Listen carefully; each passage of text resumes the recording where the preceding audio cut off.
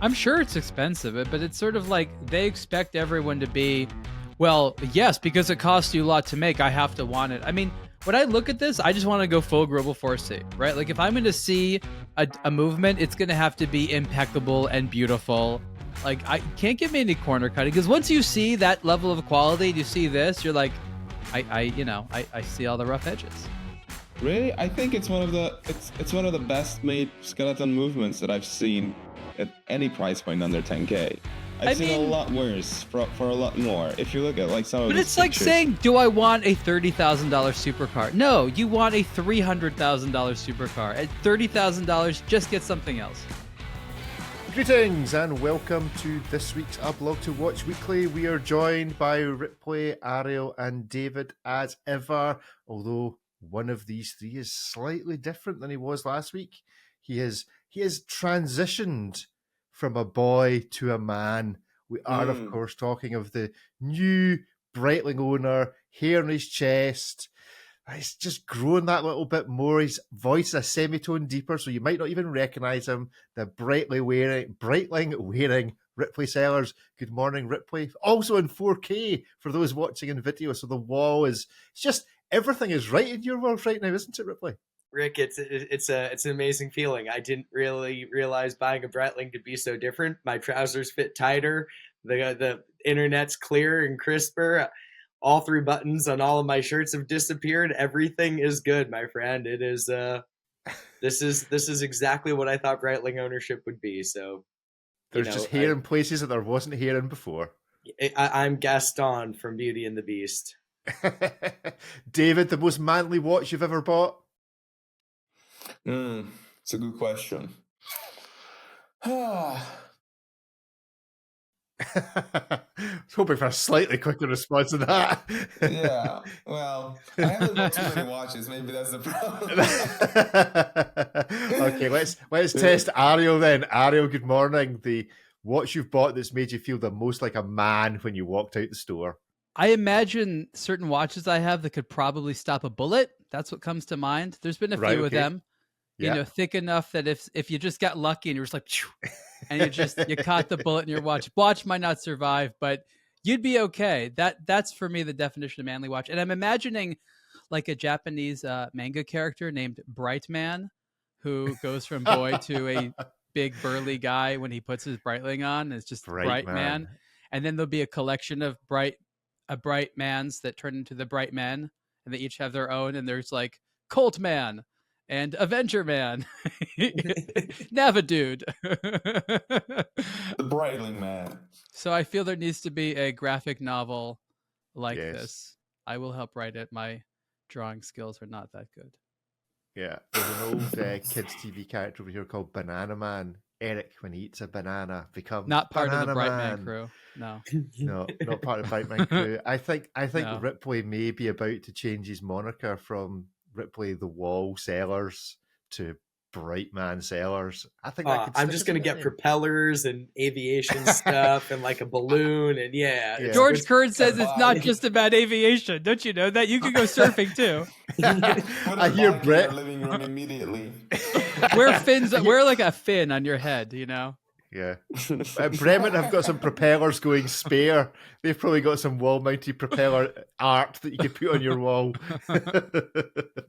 Anyway. Surfboard wax now. You could also start wearing chainmail and say you're trying to shark-proof yourself. Ooh, shark resistant. 5,000 sharks. 200-meter sharks. Brighton's got to watch for that. You know it. I mean, in the same way that Moser produced that Swiss Icons watch that was full of watch design icons, maybe we should be producing like a Swiss marketing icons watch with all the nonsense. I've had so many conversations end up with Rick saying, let's make a watch. Let's make a watch. I just want to make a watch. I just want to make a really stupid watch. Yeah, I don't want to make a watch that actually Watch sells. brands, come to our rescue. We're creatively thirsty. Yes. You have industrial capacity. We have ideas. Swipe left or is it swipe right? I never know. The branding we're looking for is 50 off. Let's just call it 50 off. So there is somebody who goes and they feel like they're getting a deal anyway. It sounds like an off-brand of Off-White. Yeah, even better. I did have a look to see if Foggy Dial was a thing anywhere in the world after last week's conversation. Yes. I cannot find a pub called the Foggy Dial anywhere. Really? So I think that's officially Club Foggy Dial. Well, entrepreneurs, it's time to get started. Welcome to Patreon. Welcome to Foggy Dial. Anyway, let's talk about some stuff. Ariel, we're going to roll in a couple of your articles. We missed one out because of Watches and Wonders, and we have a new one. We have Why Do People Like Watches? And I would say quite vaguely connected, are you happy with how you were treated at the watch store? So give us a panoramic view across what you were trying to convince us of. So I want to spend most of the time talking about this survey we did about how you're treated at the watch store, and I'll quickly explain the article about why we like watches. This was sort of what we call an evergreen article. I wanted to write a piece like this and sort of have it out there. I wrote a lot of stuff substantially on the same vein in my book, The World's Most Expensive Watches, but I realized that's not on the internet in terms of searchability. So I wanted to take that discussion, expand upon it, and really talk about the major reasons why people get into watches. This is for people that are trying to research the hobby. This is for people who are curious as to their own interest in it. A lot of watch lovers, they have this existential moment, like, why am I a watch guy? Like, they can't figure it out. They want to know what this all means. And so something like this can help. I think the moral of the story is that there's more than one way to get into watches, and that's what's important about the hobby, because multiple people from multiple backgrounds, for multiple reasons, can get into the same object. And that diversification allows this hobby to be as varied as it is, to have the different types of people, different opinions, and that's sort of what makes it interesting. So I specifically go over different types of things that maybe one of those things got you into watches, or it's a combination. Very few people like watches for all of these reasons. And that's sort of also, I think, which is interesting, is that there's no one that just needs all of this. For example, somebody might really like that a particular watch was the first machine to do something. And someone else might really like the fact that in the 1980s, a celebrity they really admire wore it. Completely different ways of being into a watch. They might be interested in the same watch, but for very different reasons. And I think that's important to discuss the psychology of why we do all this. Next is the article titled, Are You Happy with How You Were Treated at the Watch Store? And it should be added that this article has some of the greatest comedic show note comments at the bottom of it, which is well worth reading. There's some scenarios that people put out there, so go and check the show notes on this article, but tell us more about it. There are good comments there. There's a survey at the end, and I did not really have a prediction as to how the survey would come out, but it's very interesting that the survey came out how it did. The question, which is the survey question that everyone I asked to have answered, a lot of people did, and other people commented, was, how was your last experience trying to buy a watch? And there's 4 potential options. It went well. I was treated properly and ended up purchasing something. Okay. I didn't like how I was treated, and as a result, I did not purchase something. Okay. The service was very pleasant, but for reasons unrelated, I didn't buy something, and I ended up purchasing something, but I didn't like how I was treated. Interestingly enough, that last option was by far the least. Less than 8% of the people said that they bought something after not being treated properly. Okay, this is very, very interesting, extremely telling. And it goes to sort of the moral of the story, is that the service, how you are treated as a customer, is, according to this data, much more important than what people are buying. So the most popular 2 was, it went well, I was treated properly, and I ended up purchasing something. Okay, so they had to be treated properly and then they bought something. This is almost 37% of the people who responded said this. So this is the majority. Now, this is interesting. Not quite as high, but close to this value, with about 35% are people that said, I did not like how I was treated, and as a result, I decided not to purchase anything. So the opposite thing happened to these people. They were ready to buy, but they weren't treated well, and they therefore elected, you know what, I'm going to take my money elsewhere. About 20% of people, 21% of people said the service was pleasant, but for unrelated reasons, they didn't buy. And this is common. They're not ready to buy. They're browsing. They just want to see. So The interesting thing here is if you take you say the 36% plus the 21%, that means that 57% of the people who responded had a good experience. Whether or not they bought, more than half the people walked out of a store saying, I feel good. That's pretty good. I wouldn't say that's an A for the industry, but it's more than 50%, which means there is not a dire service problem. That means most of the time, somebody will be treated well. So there's room for improvement for sure. But the interesting thing is that if you are not treated well, the stakes are very high. And you will lose that sale more likely than not if the service isn't well. What good service is a whole other discussion. But I think that this was the really important sort of nugget of information I wanted to get at is what we learned is how important service is, and that's more important than perhaps the product that people are buying. I think it'd be interesting to do a comparison of this across industries, because I'm curious, like, I don't really, if I'm going into a supermarket, I don't care as much as to what the service is like. And presumably that's because of some sort of perceived value. It's a commodity. It's a thing you do every day or every other day or whatever. But going in to buy a car is probably as rare as maybe even rarer than going in to buy a watch.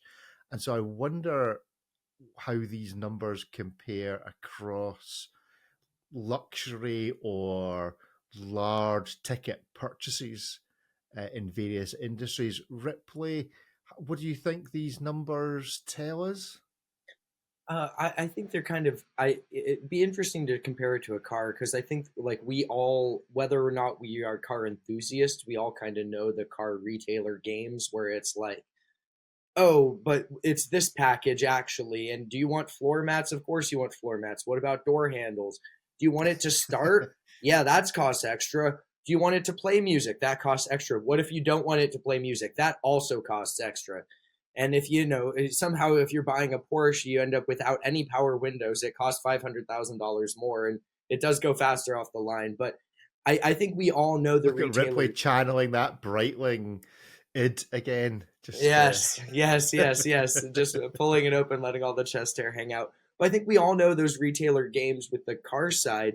But with a luxury purchase, I think people want to be treated a bit better. So it's good to hear that, no one's getting strong-armed into, purchasing a vast assortment of investment grade diamonds before they can, be allocated a watch. And certainly those cases do happen, but it's nice to hear that the majority of people are getting a good retail experience, because that's what a luxury purchase should be. This isn't, this game where you have to finesse your retailer to get what you want. This should be something where you get exemplary service because it's in the realm of luxury. Mm-hmm. David, do you think us as watch geeks have a slightly different definition of what good service is? Oh, that's an excellent question. I think so. I also think that there's like a lot of misconceptions in the way how people try and figure out how they will be treated in boutiques, like how they should dress, how they should address the people in there, how they will be addressed when they visit. So it's a little microcosm in terms of service and in terms of dynamics between the customer and the retailer or the boutique staff, right? So. And let's not forget there are so many different types of watch buyers as well. There are those who go in there like a rhino and say like, I have my money, give me my watch. What sort of interaction do you expect if you act like that, right? And some others, barely want to set foot in a boutique because they are rather more afraid or just not sure how to act when they visit a boutique. So the spectrum is really wide. So conclusions, things we think that the industry should be learning from this kind of survey, Ariel? If there was one takeaway that you could write to those AD, and is it an AD issue or is it a brand issue? So we have to assume that these numbers mix people that are going to authorized dealers as well as, monobrand boutiques and maybe even others, pre-owned and things like that. This is going to be a cross section, but I'm guessing that's mostly some type of authorized dealer or brand boutique. I think the important takeaway is for the people at brands who really believe that people are just coming for the product. I keep reminding brands that for the most part, everyone has a really nice watch. There's a lot of good designs. A lot of watches make you feel very wealthy. A lot of watches make you feel like you have a great watch for a little amount of money. There's very little product that people just simply must have regardless of how they're treated. And I think that's a very important message, because at least on the marketing end, we still hear a lot of brands just thinking like, okay, good product, that's all we need to do. I think another thing that is important to determine is, what does service and experience look like? You have certain brands like Audemars Piguet, who's like gone all in on experience, their own stores, their own events, their own all kinds of stuff, their own, celebrities. Like, they've just gone all in on branding. Whether or not people like it or feel that they're well served is another thing, but you can see this entire investment in the company that has nothing to do with a product that they make. And then you have some brands that are just like, I'm not going to think about that at all. I don't want to worry about it. And so, and a lot of permutations in between. I think it's also important to show that there's a lot of improvement that can be done. 57% is not bad, but I'd like to see 70, 80% of people saying that they had a good experience. Yeah, retailers are allowed to have bad days, and there's always going to be bad chemistry, but the amount of number is pretty high. I have to imagine that this number is probably slightly skewed by the last several years of unavailability, namely with Rolex. And so a lot of people are thinking about maybe not getting that Rolex they wanted or something else, and considering that to be bad service, which I guess it could be. So I would say that this there's a bias here. I don't know how much bias, but I'm guessing that it's at least a few percentage points. But yeah, those I think are the operative takeaways. And did anybody get a feel from the comments or from any individual feedback as to what people's on average bad experience was? Like, what did they think made it a bad experience? Was it ignorance in the retailer? Was it just I'd say it's improper posturing. Right. One of the two parties involved did not bring the right personality. Look, these are complicated conversations from both ends, whether you're the person selling or the person buying. You're not sure what to reveal, what to say, how much you should, disclose about what you like about watches in general. People, there's a war going on between, exploiter and exploitee, and that's always going to be part of it. But what I think happens is that sometimes people genuinely feel like their money and their business does not matter. And this is a problem, because buying a watch, both the purchase process and the ownership process, is supposed to make you feel good. If watches make you feel good, people end up buying more watches. If they don't, you decide to take your hobby money elsewhere. So the question is, does the person feel, the customer, that the retailer values their business or potential business, and whether or not there's an off statement after they spend that money? Do they feel like, wow, I made a difference here, and they're going to value me moving forward? That's why a lot of customers remain loyal, because they like that feeling. They want them to, make them feel good again the next time they have a thing to purchase. And so I think that's a very important point to show that people can sort of walk in with the wrong attitude, and that can be very destructive.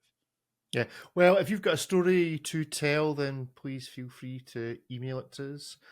Podcast at aBlogtoWatch.com. You can also send us a voicemail if you wish to tell us and relay your experience audibly on the show of shopping in AD. The comment section, as I said earlier in the article, is very much worth the read. One of the most commented articles on recently, but there is another article that has been commented on quite a lot from a watch and from a brand that, to relate it back to the previously discussed topic, do appear to figure quite highly on the customer appreciation, because they don't actually have any stores, and that is, it's all done online, and that is Christopher Ward. So the titanium skeleton Christopher Ward, the 12X watch, 35 comments, which makes it the most commented on article of a recent watch release, I think. Gentlemen, what did we think of the 12 to start off with, Ripley? I quite like it. I've I've been sort of waiting for this watch to come out for a while. When the original 12 came out, it seemed like a matter of time before we'd get a skeletonized version. So I think I quite like it. When you look at what a lot of it's like, why was the PRX successful? Because it was able to kind of bundle, a solid package for what was a widely desirable style. This kind of takes it one step further and gives you, an interesting skeletonized movement. It's not like elaborately finished. This isn't like a Grubel Force or anything, but I think what Chris Ward's able to offer for the price point here is quite excellent, and I think it'll be quite popular for them. I think probably the most divisive part of the original 12 was the dial and the options that they chose for either the steel or titanium pieces. So for anyone who just didn't want to dial at all, I think this is a great watch. And again, really, really competitive price point when you compare it to stuff from, Chipek or the like. Obviously different watches, but, still very compelling regardless. David, fan of skeletonized watches? Yeah, why not? Especially when they are done so well as this one is. There's quite so much to look at, and they are priced well. I think this 12X is just such a great combination. I love it. Ariel, you had reviewed the 12 itself recently. Does this improve the situation? Does this broaden the range suitably? I have actually quite a different opinion about skeletonized watches. I think they're all fun to look at for the most part. There's different ways of going about doing it, and they're cool looking, and they make for a great show. Wearing it is a slightly different thing. They're not really legible. It's hard to style them with stuff. Like, it just sort of says like watch nerd. They're not very maybe that's what you want. It is, but it's not always what you want. And so I wonder how many of these you need. I suppose I could see someone who's like, every watch in my collection has to be skeletonized, and there's a lot of stuff out there for you there. I guess at the price point here, which is nearing $5,000 on the bracelet, which probably you wanted on, that's a hefty amount of money, and you're paying a lot for aesthetics and stuff like that, which isn't typically sort of what the main Christopher Ward customer typically is buying. So I can see there being a core group of well-funded fans that are just going to buy all these, and they're going to be happy with it. But I actually would prefer the normal, the 12 with the solid dial here. I think maybe there's more elegant ways of incorporating skeletonized bits. I just don't value seeing the movement as much as having a clear indication of the time. I mean, I normally think a lot of skeletonized movements look pretty ugly because unless they've got like a multi-axis gyro tourbillon on them, then you're really just looking at a movement that wasn't really designed to be seen in the first place, unless you're going to guilloche and internal angles and all the rest of it. But they've actually made this with the mainsprings, I think actually look pretty good looking for, not a lot of, it wasn't designed to be seen, but I think they've actually done a reasonable job. I don't know the extent to which the way that the loom is applied, you've got this kind of like circle of loom on the outside to give you a clue as to what time it is in the dark. It would be interesting to see how bright that white is the rest of the time, because can't be that bright. It's quite difficult to read these sort of things. So you're really reliant on very quickly being able to identify where the hands are in relation to, where you can see it crossing the chapter ring, if you like, to be able to quickly tell the time. It's also interesting that in the photos, a lot of them, the hands are stacked on top of each other rather than actually showing us how legible or illegible it is. It's creeping up towards the $5,000 mark, one of the most expensive Christopher Wards. I think the original SH21 movement that they produced for GPHG, or not, they produced it for, but they entered into GPHG. I think that was the same sort of price.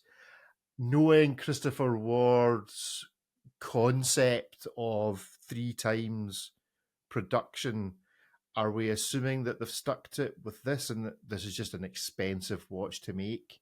I'm sure it's expensive, but it's sort of like they expect everyone to be, Well, yes, because it costs you a lot to make. I have to want it. I mean, when I look at this, I just want to go full Gribble 4C, right? Like if I'm going to see a movement, it's going to have to be impeccable and beautiful. Like I can't give me any corner cutting, because once you see that level of quality, you see this, you're like, I see all the rough edges. Really, I think it's one of the best made skeleton movements that I've seen at any price point under 10K. I've seen a lot worse for a lot more. If you look at like some of But these it's like pictures, saying, do I want a $30,000 supercar? No, you want a $300,000 supercar. At $30,000, just get something else. Wait, Breitling man's about to weigh in. The jump between this and a Grubel 4C, one is literally 1% of the other. You know what I mean? You can get one and swap them out every 3 days, for the price of a Grubel. But in my defense, like in this watch's defense, I think that, nothing is more uninspiring than just putting a case around like the base level skeletonized Seiko or Solita or what have you. But I think in this instance, what you are seeing through this, it's not the prettiest movement. It's certainly not the most elaborately decorated. But like Rick mentioned, you get to see the two mainspring barrels. It's not ugly. It's rather industrial finish, but it's not bad in any respect whatsoever. I think this is a decent skeletonized movement for the money from an aesthetic point of view. And so I think you could honestly do a lot worse for, what on a bracelet still under just under $5,000, right? So I think all things considered, certainly it's not as pretty as a Grubel 4C, but at maybe 1 to 2% the retail price, I think it's acceptable, and then some. I think what we're doing here is scrutinizing a $4,500 watch in a way we sometimes don't scrutinize a $25,000 watch. I've seen a lot worse than this from Cartier for a whole lot more, which is saying something. So I genuinely believe that it's one of the better made and more spectacular movements. If I was just getting into the hobby and I just broke the piggy bank and I was like, okay, what do I do? What do I get for $4,500? Do I get a boring Tudor or something like this? I couldn't wait to get this in the mail, and just to dive into this movement. And you get anglache, you get various surface treatments and a really cool movement construction. I've not seen this watch hands-on, but I do like the pictures here. I think it's genuinely fantastic in terms of what you get for the money. Now, there's no logo in the front of this, but the only downside, there is a horrific Christopher Ward in big text on the rotor on the rear. In a world where British watch brands seem to be, I don't know, clearly us British people have a problem with logos. I'm not sure what it is, and branding, specifically in the watch industry. With Christopher Ward having gone for the flag thing so recently and removed, big CW Christopher Ward references. I want some serif.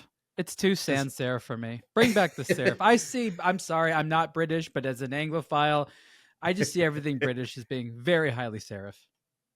All serifs and no sans. I know that's the exact opposite of Christopher was going for, but a little serif. Come on. If you're going to make it that big, it better be in like the Wingdings and Whimsicals font. Like it shouldn't even be English at this point. It's so large, it should look like petroglyphs on the bottom there. Like I do like that they don't actually put the brand name on the dial like they did with the Belcanto and with this. The whole goal was to have a design that was distinct enough that you didn't need the giant brand name on it. And I do respect that about, for a relatively smaller, newer brand to be doing that. But then you flip it over and all of the branding came back with interest in full force on the rotor. And I just don't know why that, like, isn't Breitling the brand that invented that with a giant Breitling on the side of the strap? Just saying. Excuse me, I think you'll find Panerai were responsible. I don't actually know who was responsible, but this just looks to me like versus Panaristi. Yes, yeah. This just Panaristi is just in a suit of exotic leathers and various hides that they have for their straps. This looks like you pay an extra $100 to get your name put on the rotor. Can you replace my name? Can you replace Christopher Ward with your own name? Yeah, exactly. This looks like there's a There you go. service. Pay an extra $100. Have your name on the rotor. It looks like one of those kind of examples. This is the Ipsum, whatever it is that they do on websites. So you can put serif. This is great. Lorem ipsum. You can just write serif, literally. Just write serif. In non-serif fonts. Oh yeah.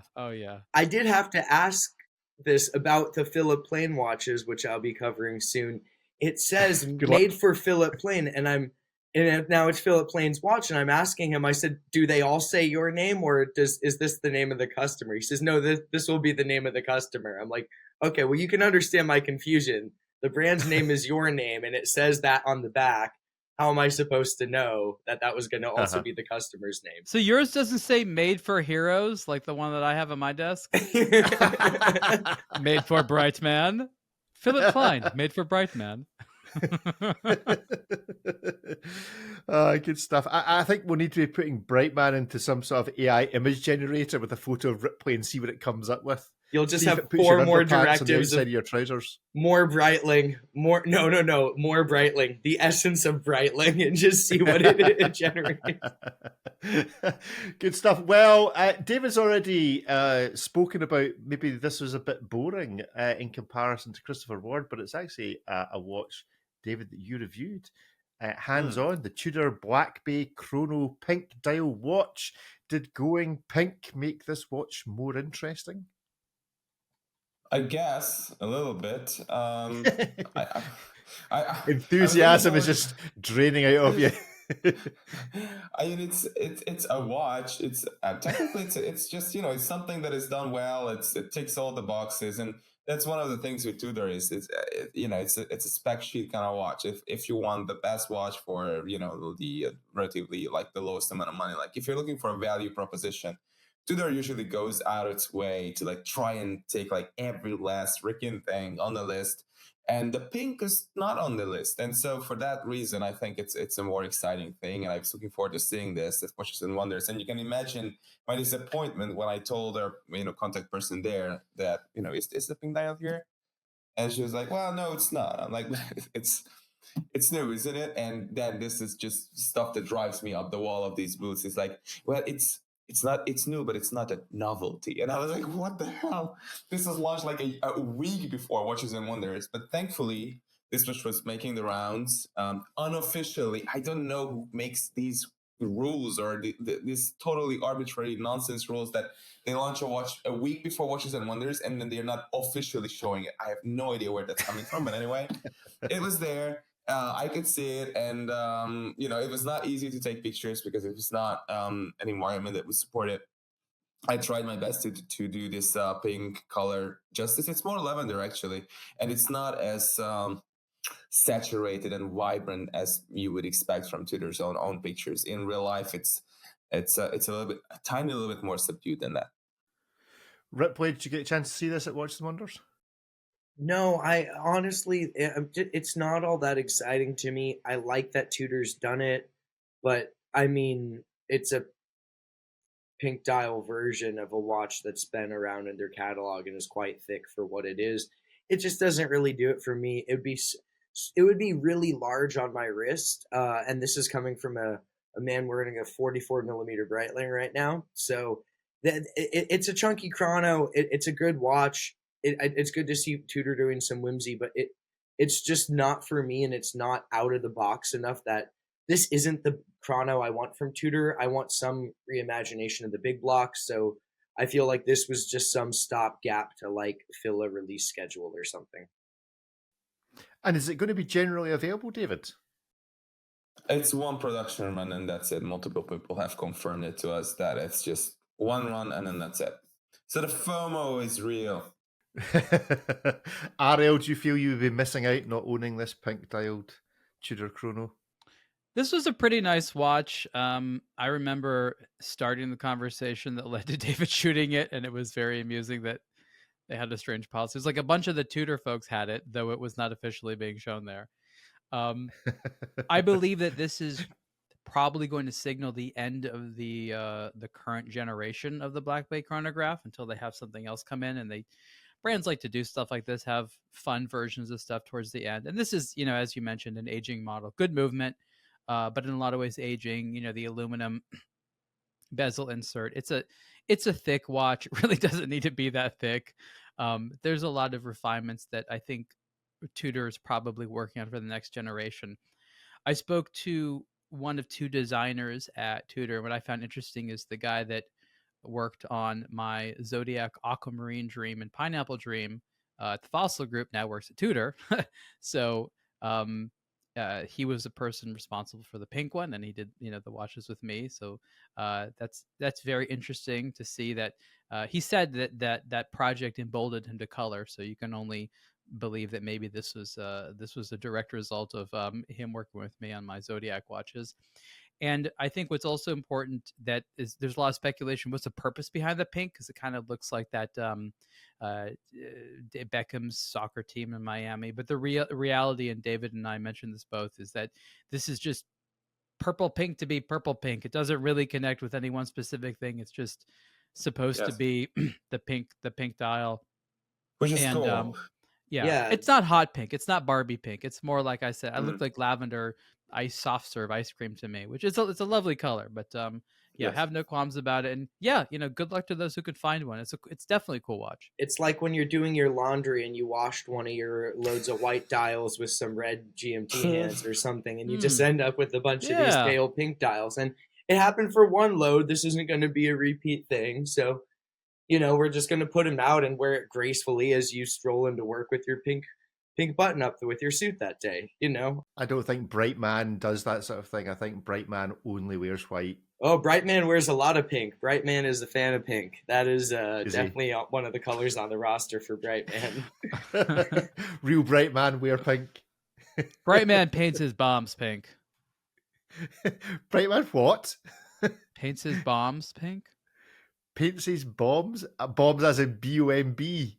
Yes, as in right. Okay, sorry. Bombs. Because there was this famous piece of decoration in Breitling stores that was like a pinup girl riding a bomb. Right. Okay. So I was hearing that and not hearing the word bomb. Okay. I don't know. I have no idea what you heard, but I literally just meant that Brightman is a macho fella who would have his otherwise macho things in pink. I think we should be writing to George and saying, George, we've got a new ambassador for you. Admittedly, he didn't buy a new watch, and he's a bit shorter than the rest of your ambassadors, but he's got a wall. He comes with his own backdrop. You don't need to send him anywhere, and just be sending wee headshots of Ripley here. I think. Who are these giant ambassadors you think Breitling keeps hiring? I would say that Ripley's probably of the average size of an ambassador. Breitling? I don't know. I feel like Charlize Theron's got to be at least my height, if not taller. Okay. They got a bunch of NFL players. Driver's very tall. Brad Pitt, more or less, is, he's not an ambassador anymore. I don't think Brad Pitt is he? Because he went to that. Charlize, I think. Oh, no, Charlize was great. I think Brad signed up for that movie where he has to wear a tag, so they had to sack him, or he had to resign as an ambassador for Breitling in order to be able Maybe to it was just a 1-year thing. Darn. Yeah. You can't hold Brad to something like that, right? I can't dunk. I honestly might be one of the shortest. I can dunk. Yeah, Breitling folks. We should want to do that on the website. Just where you the rank testimonial, the big quotes. I can't dunk, but I can wear a Breitling. For people who can dunk, but I can operate a chronograph. Oh, the dunkograph. Those like is it an Instagram or wherever we get these like comparison videos, and it's like, here's the size of the speed of everything in the Star Wars universe, and it starts from this like little spaceship and goes right up to whatever. I think that's what we need. We need one of those little videos, and it's Ripley in relation to all the brand ambassadors for all the watch. The Ripley scale, we'll call it, in terms of dunking. How high can this person dunk? Anyway, right, well, before we head off... You're in a fantasy sports league, Ripley. Aren't you happy? Good stuff. Right, well, before we head into Hit Miss Maybe, I see at least Guy is gathering. Very quickly, hands-on Cartier Privé. I'm not even sure I'm going to read all of this title. Cartier Privé Tortue Monopoussoir Chronograph watch, but it should be a regular production model. David, very quickly, why should this be a regular production model? Because nothing justifies it being a $59,000 watch other than it being a lump of platinum. You could also learn something about finishing from Christopher Ward. Go ahead. Oh yeah, thank you. I mean, look at this. It's a dog's dinner, really. Really quite bad in some ways. I think it's just, honestly, I'm not even sure what Cartier was thinking of their customers and their collectors when they put this together. It's pretty, but for how long can you lean on a watch being pretty or your watches being pretty and desirable for that reason? Hundreds of years. Apparently hundreds of years. Great. I will stop saying that this should be a regular. This should be a regular. I mean, if this was like in steel and like 10 grand, I would be like, okay, wow, that's great. Finally, a classy, new, modern, available chronograph. But no, it's 4 times, 5 times that much for no apparent reason whatsoever. It's a shame. Ariel, you saw this at Watch the Wonders?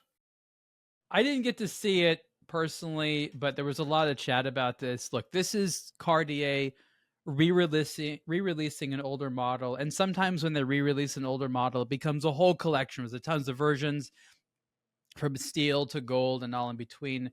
And then once in a while, they're like, no, we're going to bring it back in a limited way just so the people who've been really begging for it can have a very expensive way of buying it. It could also be an expensive way of reintroducing it later on. So later in the year or next year, we could see a bunch of steel models and they'll be like, oh, I bought the white gold one. Screwed. Yeah. It's just a standard chronograph versus a Monopoussoir. I guess I would say this is for the Cartier collectors. It's well proportioned. It looks very pretty. My concern, in addition to the price, is the movement looks rough. Okay. I mean, this is the same exact finishing you see on like $5,000 to $6,000 Mont Blanc watches with their sort of in-house movement, which again, fine for that. But like, this is, I don't know. It's a vintage, very vintage style. But not in always the good ways, sort of a horizontal clutch. I'm sorry. No, it has a column wheel. But it has I guess it has a horizontal clutch and a column wheel, yes. Chronograph movement. But again, the finishing it's just not as impressive. It's not that it's ugly. It's just the actual finishing doesn't look as hand done as you would want in a, what is this, $50,000? Oh, geez. Yeah, $59,000, which is so many other Monopoussoir chronographs on the market. So I think technically it doesn't deliver nearly enough. And from a finishing standpoint, it doesn't deliver nearly enough. So it's like Cartier decided they wanted to bring back a less expensive watch at a much higher price point and simply couldn't decide how to do it. The result is satisfying-ish, but I don't know. I think they should have thought about the return of the Tortue a little bit different. Yeah. Ripley, final thoughts from you? Yeah, it's basically exactly, the movement is my biggest issue with it relative to the price point in the case. As Ariel mentioned, the movement's not bad, but this, in my opinion, is, a notch below what you get with like, a standard Omega Speedmaster these days, which is, even as it's going more and more expensive each day, we're still at like $8,000 for the sapphire sandwich on the bracelet. So this at like 60 grand almost because it's platinum, it just seems really a tough pill to swallow. Had this been, a $12,000 version, I don't think anyone would be saying anything about it. But I think the problem is that this is kind of an eccentric watch that should be really, really pretty. It's got kind of a unique case. It's a Monopoussoir. This should have like just a really, really pretty movement. And then you flip it over and it's something that you expect in like a $6-7 grand, mass-produced chrono. So I just think it doesn't mesh with where this watch was positioned. But, in concept, I like it. Just not at $60,000. That's a tough pill to swallow. Good. Well, we're going to move on and play Hit Miss. Maybe there's going to be 3 or 4 watches that we're going to review shortly. If you hang around the podcast, you'll probably hear 2 of them. Just depends on how long it takes. If you go to the YouTube channel, aBlogtoWatch Weekly Live, you'll get to see all 4 of them. And it is going to be a selection from something from Singer Reimagined. I'm not quite sure what they've reimagined, but we will get to find out. The Gorilla Fastback, a smaller gorilla. Does anybody really have a need for small gorillas? But there we go. Something oil-filled from Zinn. Big fan. Spoiler alert. And again, something a bit smaller, this time from Doxa. So do tune in whatever way you see fit to listen to all 4 of them. Let's let whoever is in the lobby into the room. Okay, so we are joined by Guy. We might be joined by Pete, but maybe Australian internet is struggling as it sometimes does. So let's do what is customary to start our show and find out who's here, where they are, and what they are wearing, or in David's case, probably what's somewhere across the room from him, behind a door, in a safe, some watch he's thinking about that you might one day get to see, touch, or wear. So let's start with David, because he's top left on my screen. David, where are you? What you wearing? I'm in Budapest and I'm wearing a watch, actually. Woo-hoo! I just got this. It's a Venezianico Redentore Ultra Black, which is cool because it's like $500, but you do get a Venta Black like dial that is like 99.4% black. So it's very cool. Nicely made, and I like that it's, you don't have to break the bank to get one of these. I mean, it's all sold out and it's been for some time, but I'm sure there will be other models coming a bit later on. So, this is cool. Nothing crazy, but I do like the concept and the execution overall. Good stuff. And you have to, whenever you say what watch you're wearing, do you have to do the Italian accent? Is it like anytime you speak about Mario, you go, Mario? Is it the same sort It's of the thing? law. It's the law. Venezianico. Well, at least I know how to pronounce it, because every time I read it, I'm like, how do you say this? Ripley, we'll come to you next. Ripley is a changed man. He is a changed man. If you've not listened to the podcast, Ripley is a changed man. His stature's just grown. His wall is now just more 3-dimensional than it ever was. Ripley, tell us where you are, what you're wearing, and why it's just made such a difference to your life. I'm in Los Angeles still, in front of the same wall, but I'm now a Breitling owner. 2000 Brightman. Yes, Brightman. 2007 Chrono Evolution. So I'm fully basking in the glory of Breitling ownership and all of the, Breitling ownership and your changing body and all of the wonderful things that come with it. There's just more testosterone in the room, more testosterone in your life. It's just, there are changes that are happening that you just don't understand. So I now understand all the Chuck Norris jokes. They've just been happening in sequential things. Yeah, just I get it. I get it. And I have to wear a t-shirt because buttons just will not stay buttoned. So the buttons. I sudden interest in looking up in the sky every time a plane flies overhead. No, I'm the one flying the plane. There's no need to all look. The planes. Yes, all the planes. Brightman. Yeah, you automatically can fly a plane wherever you put a Breitling on. That's how it works. I see though that there might be something else you're wearing that may formally have been aviation related. I guess it depends on what we think about it. Since Brightman's got the skies, Braymont has the Terra Nova. So this is the 38 mil. Just showed up today for review. I think I do need to ask you to take the Breitling off and hold them side by side on the screen. A 38mm Bremen and a 44mm Breitling. Is one likely to eat? If you bring them too close together, does one consume the other?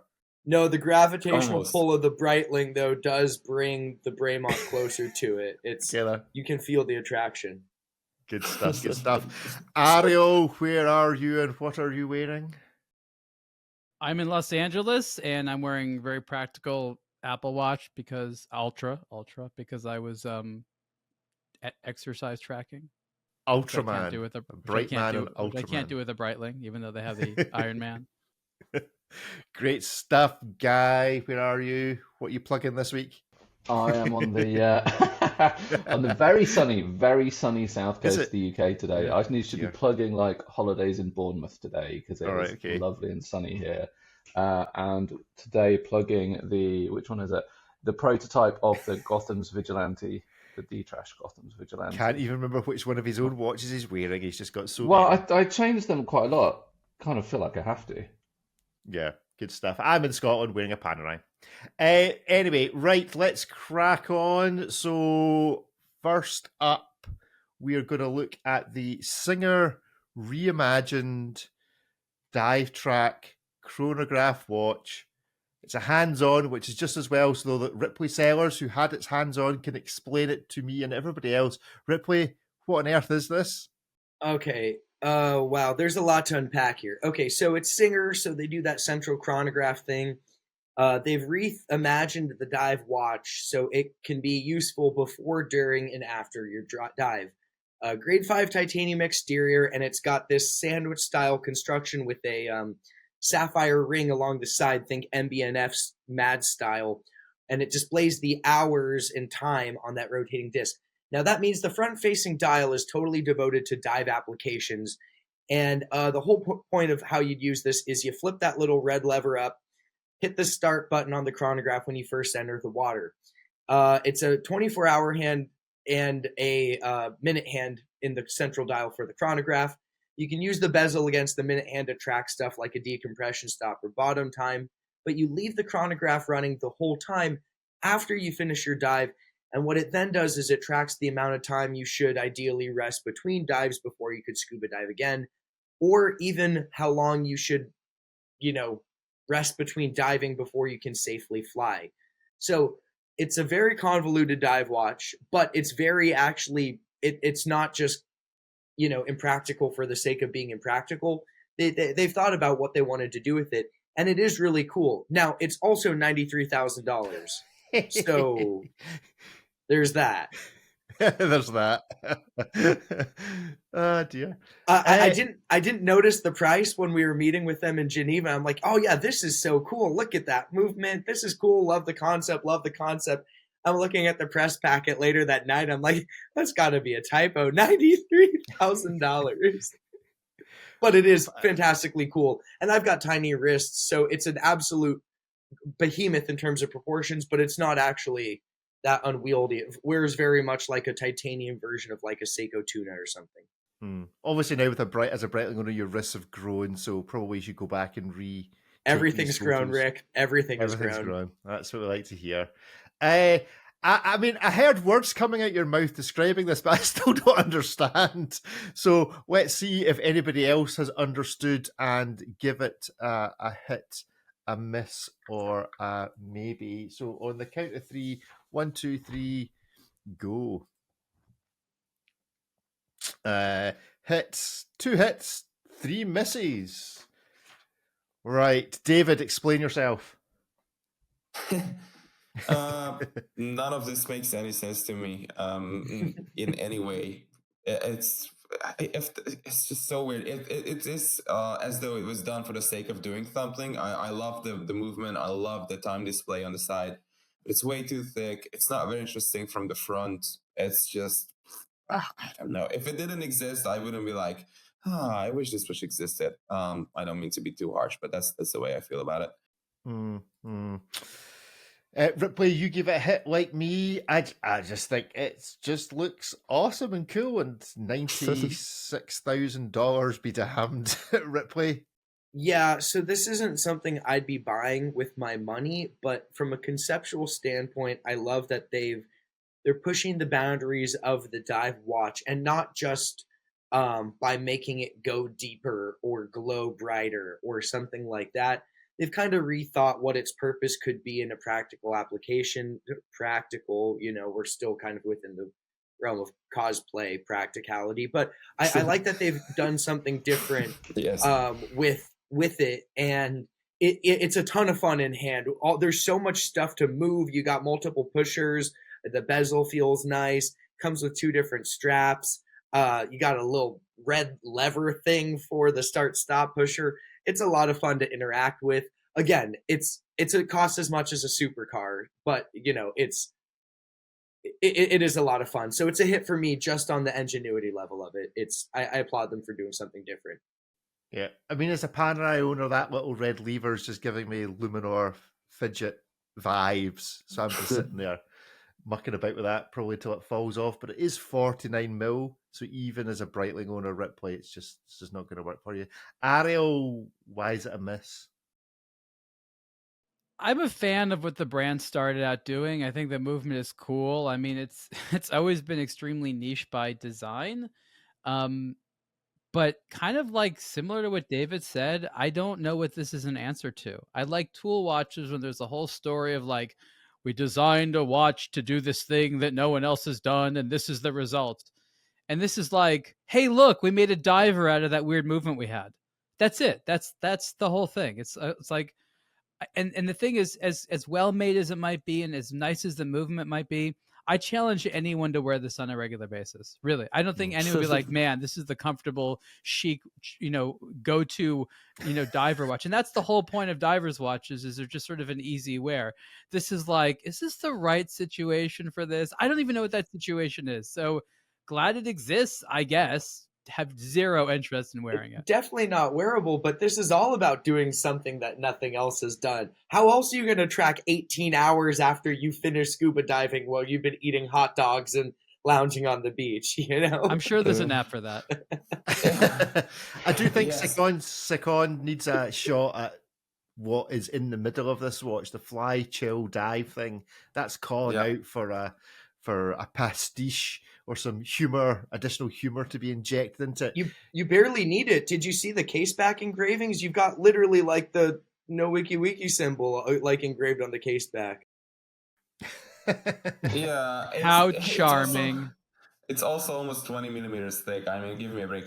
It's also $100,000. Just remember that. It doesn't make, if you can't package something into less than 17 or 16 millimeters, you've not done a great job. It's not an engineering feat. It's unwearable. It's like a car that goes really fast, but it's 10 meters long. It doesn't make any sense. It does not apply. What was the car in Thunderbirds called? Can anybody remember the Thunderbirds? Was it a Pink Lady? No, it's that. I don't. Which was which was like 20 meters long car. But make it a dive watch. Make it a dive watch. Guy, I feel some strap commentary coming on for the two clearly quite shonky straps. I'm going to disagree with Ripley on something. Because Ripley's like, well, it does this function and it's really innovative. But it only does that function if you fly every time you dive. Otherwise, the function doesn't work. And then a flaw. No, you that's can the flaw in reset the it. actual function it's supposed to do. No, you can reset it if you dive again. That's what the dive section's for. So you start it. I feel like the fly should have you should be able to change the bit that says fly on the days you don't fly, and that should be an extra button for more beach time. And then it does something like Margaritaville or something like on that. Yes. But my main comment is I'd take a Mad 1 and a Garmin dive watch and 90 grand and have achieved everything that this has done and be kind of happier. I'd be happier. Just be more content with You life. could tape a Mad 1 to a dive watch and it would still be thicker than the 19 millimeter height of this thing. Dear. Well, go and check that out on the aBlogtoWatch website. I haven't really had a good look at the comment section to see, but I bet you there's some humorous comments in there about the sheer scale of this watch. Okay, next up, something that was previously known for its sheer scale, but now not so much with this, and this is the Gorilla Fastback Touring Aurelia. 39 millimeters. Ariel, you and me are both big Gorilla fans and Fastback fans. Do you think we really need a 39 millimeter one in our lives? Well, that was like the number one complaint. So if you were a Gorilla and you're like, what do we do next? And everyone's like, oh, everyone's making smaller watches. And they're like, okay, let's try that. So I wouldn't call it a women's watch, even though it has that sort of feminine name. Does it wear better than the original? Yeah, it's more comfortable. It's smaller. The dial, they went in a sort of very weird direction with this sort of like steering wheel hour hand.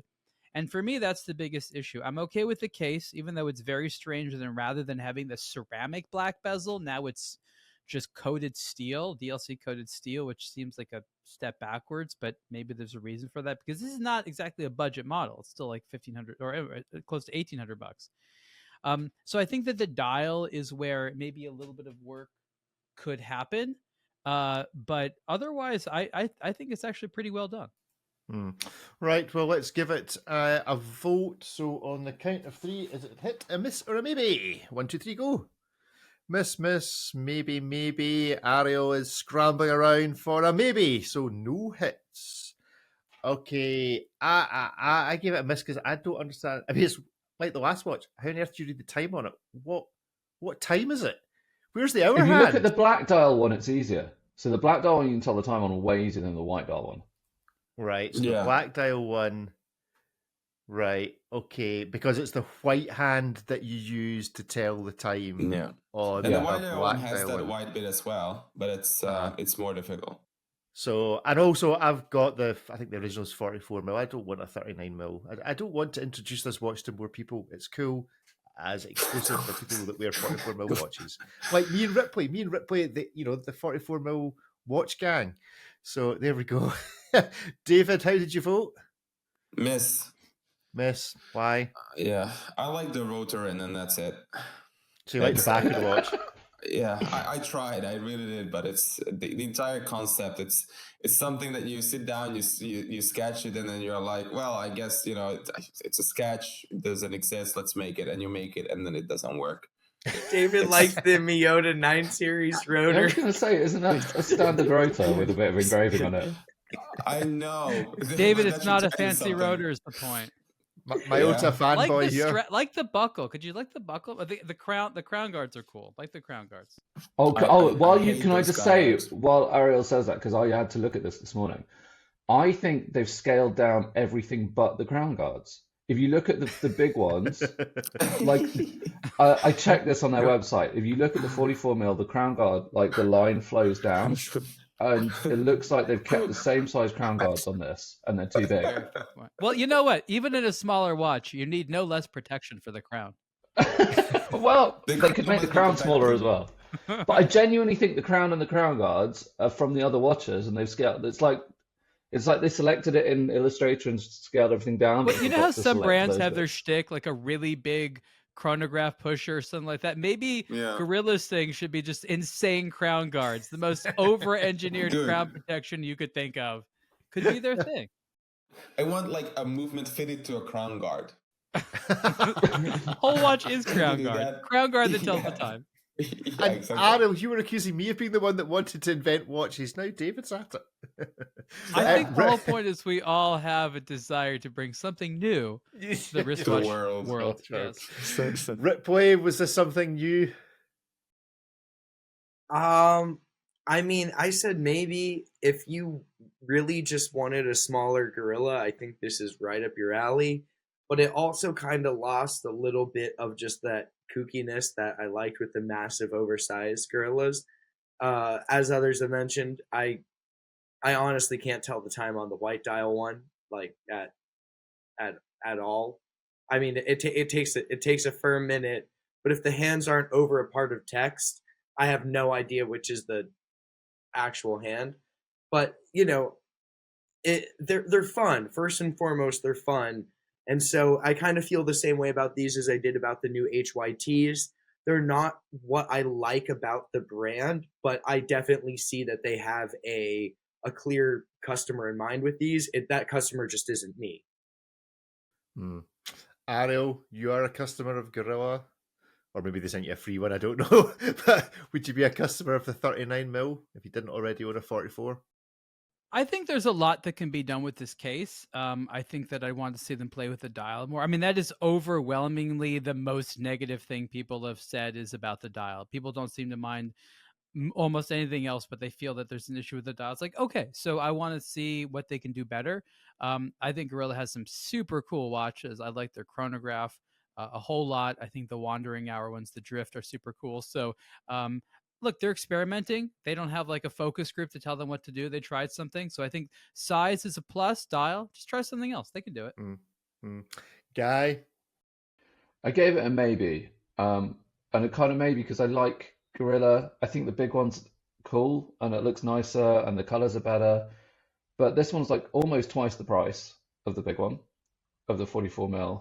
And I don't think they're called Gorilla. They shouldn't have done it. Like, I listened to Ariel did a podcast with a guy from Panerai, and he was like, "We make big watches," and I think you can just be apologetically like, "We make big watches. You want a small watch? Go and get a small watch somewhere else." You can't be called Gorilla and make small dainty watches. They should have just stuck to big ones. Yep, it is a fair point. Okay, well, if you're listening to the podcast, you may now be missing out on what we've all got to say about the Zin U50 Hydro Oil-Filled Diver's Watch and the new mid-size Doxa. So if you want to hear all about that, then go and find us on the YouTube channel. And if you're listening to the podcast, the next thing you'll probably hear is probably us abusing Ripley again for being a Breitling man, bright man, whatever it is now. So let's crack on with the next up. And this is an article just on the website. Ariel, you were hands-on with the U50 Hydro Oil-Filled Diver's Watch from Zin. Spoiler alert, I love these watches. Are you equally enamored by them? Tell us about them. So the U50 Hydro is Zin's latest liquid-filled dive watch. For a number of years, they had a similar watch called the UX, which they, I guess, still make. It's 44 millimeters wide as opposed to 41, and it's again, it's similar design in a lot of ways. They're about the same price, but I think that a lot of people agree this 41 millimeter size U50 is going to be more wearable. What's so amazing about the liquid-filled watches is that the liquid brings all the light to the surface. So there's no sense of depth. It just sort of looks like all the information is there. It's kind of similar to how like a Resonance watch looks. Some of those are also oil-filled, actually. And so it's a really special viewing experience there. Very interesting thing about the U50 and the UX, which is different, which is the movement. They both have quartz movements. But I think that Zin actually is one of the few companies suffering from ETA no longer making their Thermaline collection, which is the thermocompensated. Breitling is a similar story. They've actually had to start making their own for the new aerospace models. And so they've had to move to a Ronda movement. And really the difference is in the accuracy. Both the ETA Thermaline in the UX and the Ronda have 10-year batteries, but the accuracy is different. These are going to be normal quartz movements with about 10 seconds a month accuracy, whereas the UX, again, if you can still find them, are going to have that ETA that has the 10 seconds a month accuracy. But again, this is such a great watch, super good durability. Zin makes several versions. It's actually confusing. It's like they have all of them are submarine steel. Some of them are tegimented, and then there's like ones that are an all black case or just like a black bezel in the steel case, and there's a bunch of different straps. So once again, Zin just like creates I don't know who are all these watches for, but I think there's at least on the US watch buys, there's 15 different versions of the U50. So there's a lot to look through there. Price points vary from, I think the low is about $2,300 up to a little bit over 3,000 and sort of all black on the bracelet. But if you were going to have a quartz sports watch, hell, this would be the one to have. Good stuff. Well, let's give it a vote. 1, 2, 3, go. Hit. I'm expecting a clean sweep. Yeah, clean sweep of hits for the U50. It's an oil-filled watch. Of course it's a hit. That's just... You had me at oil-filled to parlay a phrase. David, when did they have your hit vote? It's just fantastic, honestly. I would love to have one of these in for review and maybe one for myself. The effect, the overall feel of the watch, it's an all-encompassing feel of and sense of quality, which is rare these days. It's not stupid expensive. I mean, they're between $2,500 and $3,400, so they're not cheap, but they are extremely robust, beautifully made. It's just such a cool concept, and I could just play around with it. The way, of course, basically you read the hands in the dial, in a similar fashion when you read the time on a regular watch underwater, in the sense that even at the steepest of angles, you can still see somehow the reflections. It looks like as though the watch had a display stuck right to the crystal and not regular hands. It's a very cool effect that is unlike anything else I've ever seen. Ripley, experience of Zin? Yeah, I love seeing these at Time to Watch. Is super cool. I love how the case back moves a little bit because the oil has to expand and contract. So that, the center of the case back is actually, they built it in because it's basically a solid mass of oil and movement parts. So there's the center of the case back can actually move. These are super cool. I would love to own one. I don't know what I would do when the battery finally gave out and I had to go. I'm not going to go bust out the olive oil at home and figure this out for myself. This is 100% going back to Zin every single time. But I love these. I love that they do them. I love that it's literally, the brand only makes pretty much tool watches, but I love that this is just like the most tool oriented version of it, to the point where it's all about performance, not necessarily to do with, ease of customer ownership as far as the battery replacement. It's literally just to have, this crazy display that's ultra legible and virtually a depth rating that doesn't have a limit for all intents and purposes. Ariel, you obviously gave it a hit. When are you buying one? I'd actually like to see myself wearing one of these in the next year. I think they're really, really cool. What's great about it is you have 5,000 meters of water resistance in a very thin profile. And to get one of those like very hardcore water resistant watches, we know how thick like the ones from Rolex or Omega or the other companies are. They're, we're laughing about 20 millimeters thick.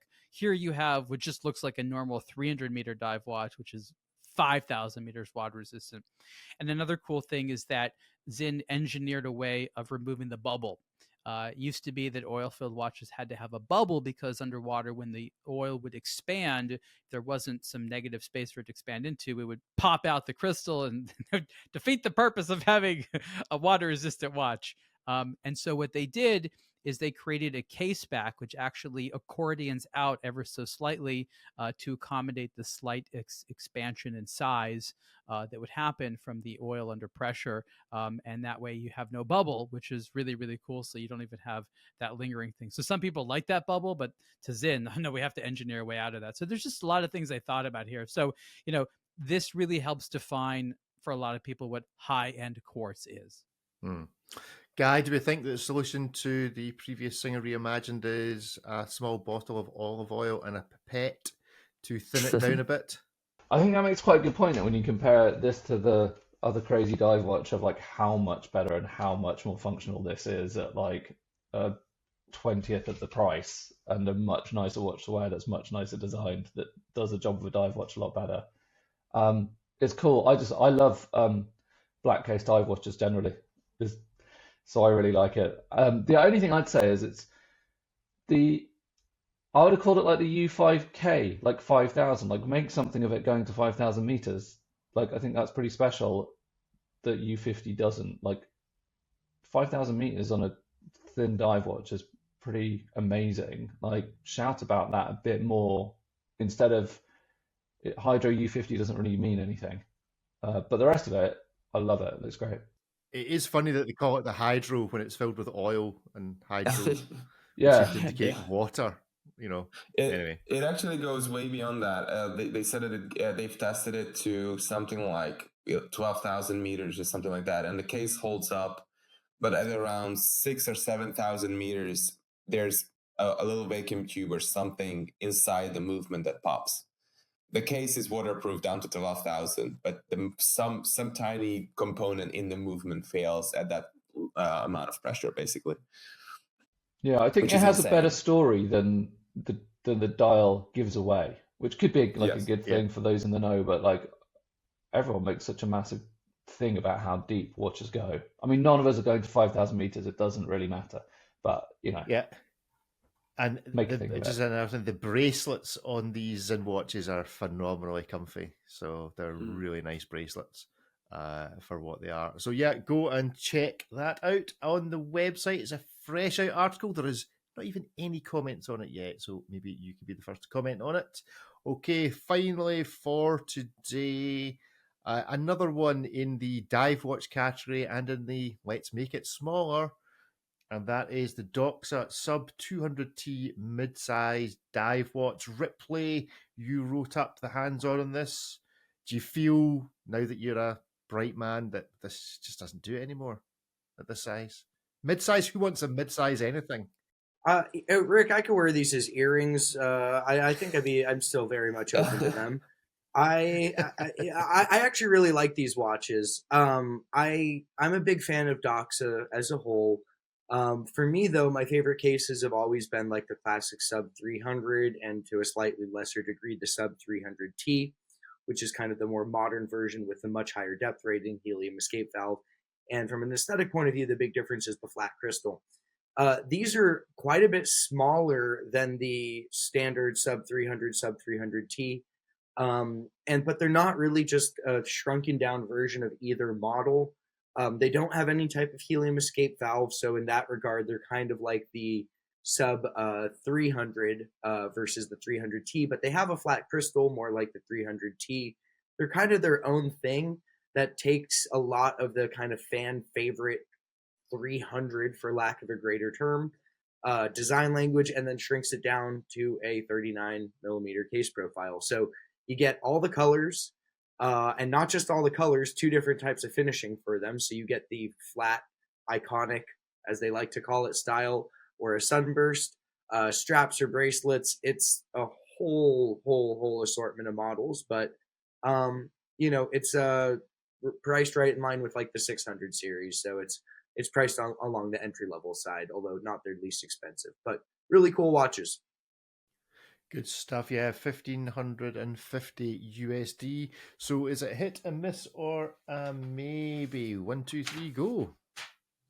Maybes, one hit.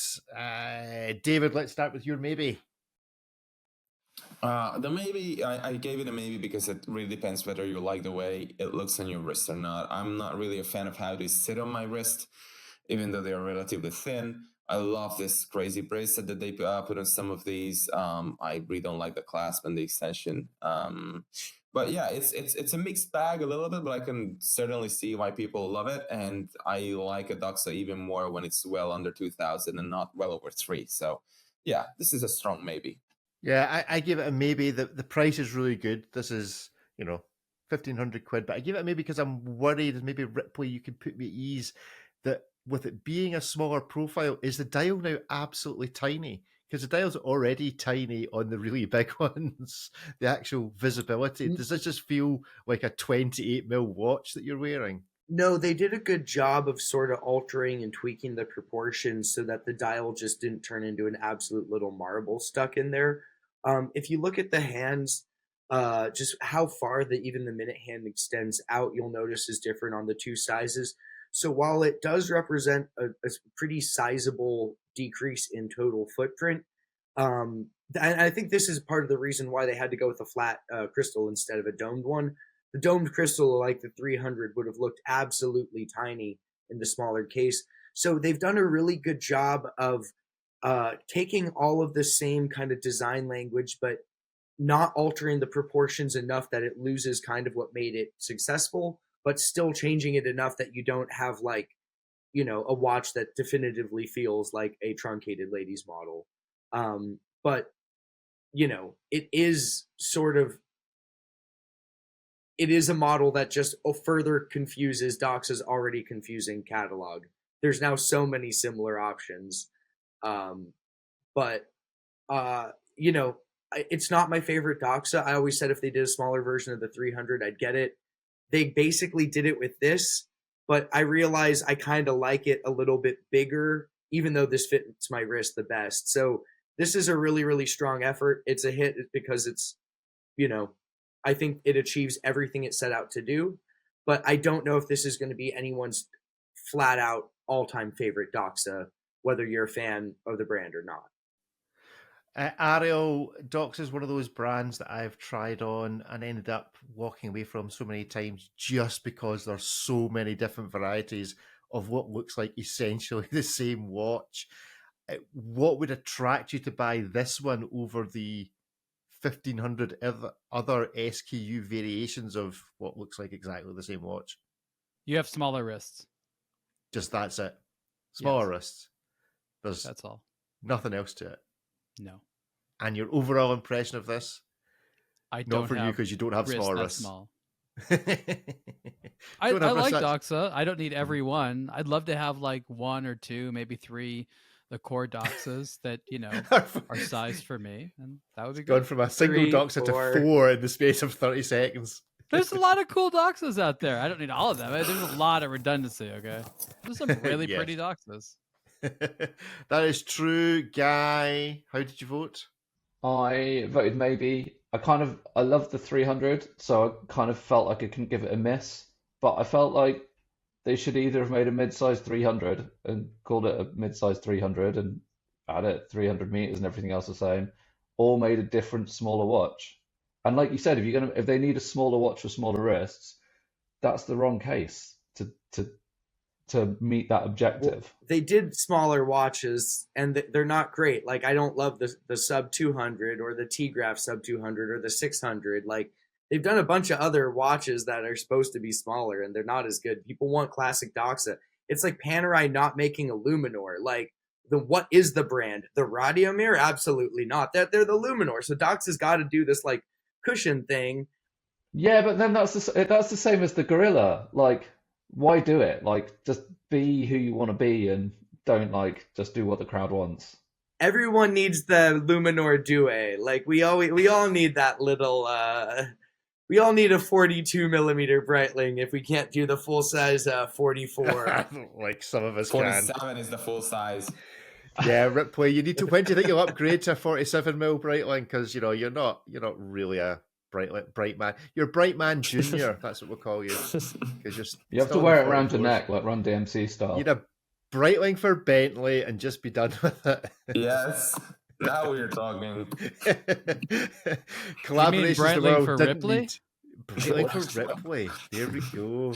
That's it. That's where we're going.